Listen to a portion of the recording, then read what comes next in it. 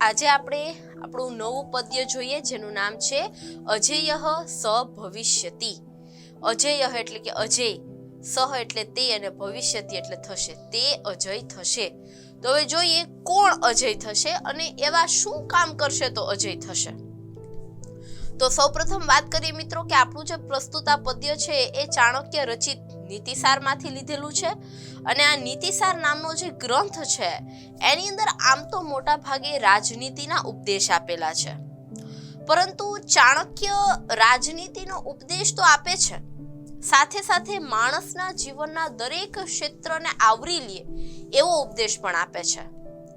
તો આપણું જે આ પ્રસ્તુત પદ્ય છે એની અંદર આપણી આસપાસ રહેતા વિવિધ પ્રાણી, એમની પાસેથી આપણે કંઈક ને કંઈક શીખવું જોઈએ એવું ચાણક્ય કહે છે।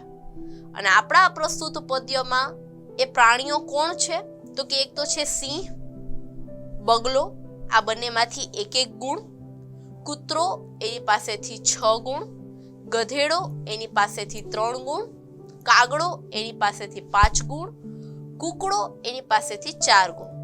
તો આ 6 આપણને પ્રાણીઓ આપેલા છે કે પક્ષીઓ, અને એમની પાસેથી આપણે અલગ અલગ ગુણ લેવાના છે। તો હવે આપણે જોવાનું છે કે કોની પાસેથી કયો ગુણ માણસે ગ્રહણ કરવાનો છે।